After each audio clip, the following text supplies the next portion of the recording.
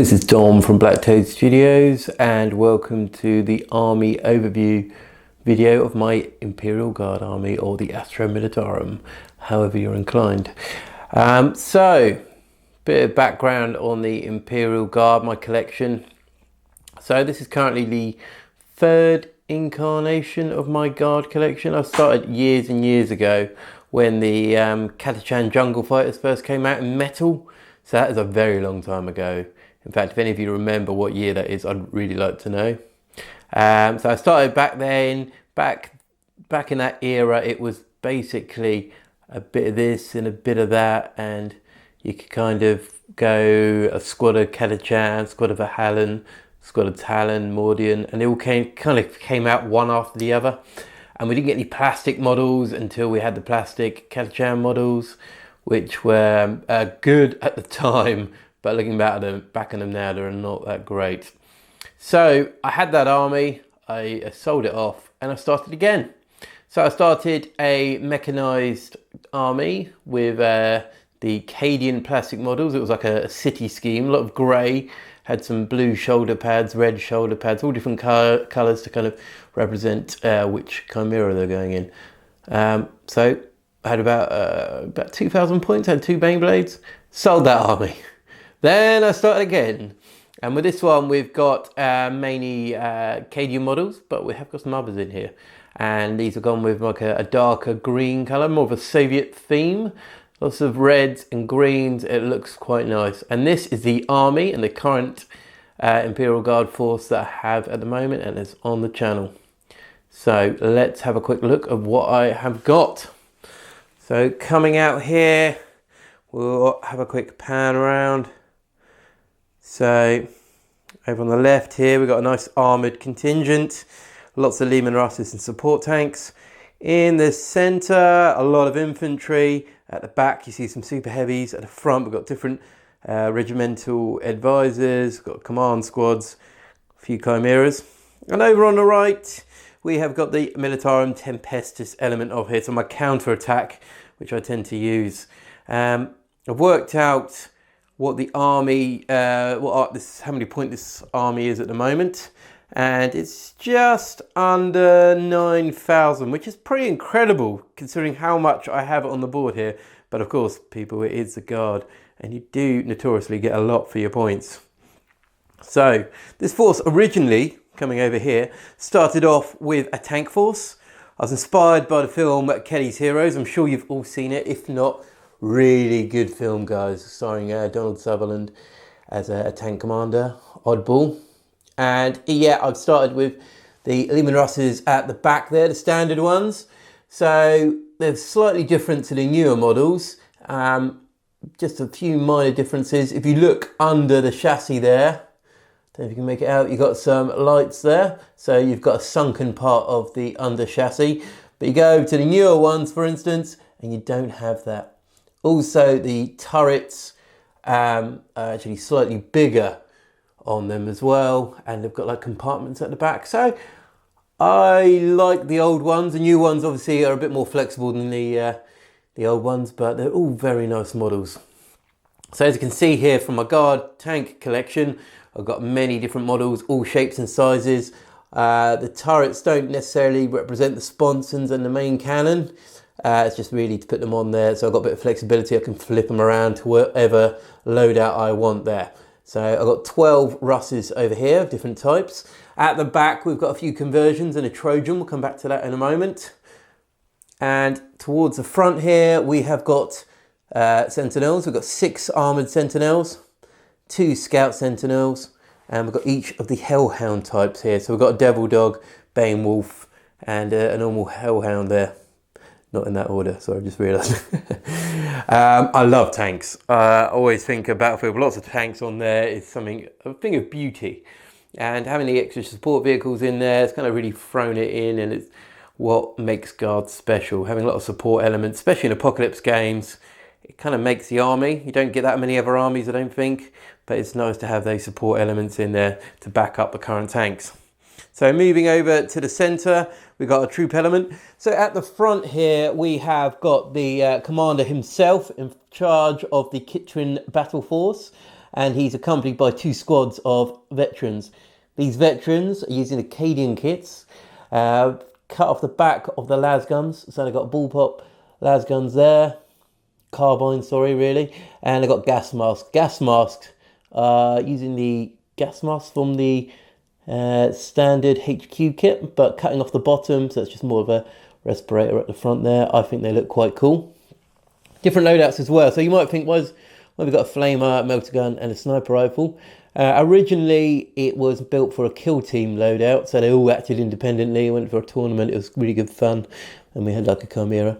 Other ones are a bit more kind of coherent there, 2 flamers and a missile launcher, and 2 flamers and a melter and a plasma pistol there. And then we've got different chimeras here, made at different eras. These 2 are made at the same time, back when we had Harker. So we had Harker and a squad of veterans with a heavy bolter. So at the back there, to represent them firing out, had 2 heavy bolters from the Valkyrie kit kind of mounted on the back. So you can imagine them popping out and just grabbing hold of those, as well as the heavy bolters on the chimeras and the heavy stubber I put built into the turret, like a coaxial weapon. I like that, so I put that on there. And this one here got a bit of camo netting. Doing that, I used bandages, bit of PVA and paint. It kind of looks effective, I like it. I never did it on any other tanks, but I'd probably do it if I did some more basic Russes or Chimeras.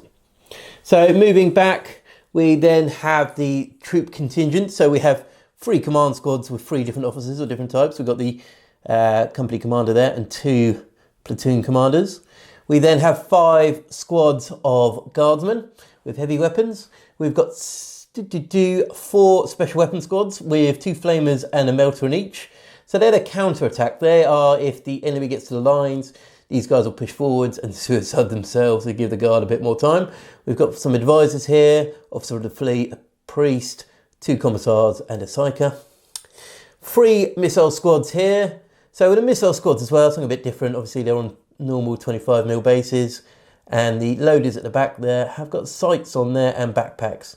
So I think they look quite nice. We've got a squad of mortars, and at the back there we have got 3 super heavies, 2 blade blades and a shadow sword. Moving back over to that part, we've got a Vendetta Gunship. We'll go into detail that in a moment when we go around the back and have a look at the conversions. And over on the right flank, we have got the Saiyans, the Kitrin Drakes. So the regiment themselves, they hail from the Kitrin sector. The Drakes are the elite, the bodyguards, the special forces. And at the front here, we've got these guys mounted up in the Taurox Primes.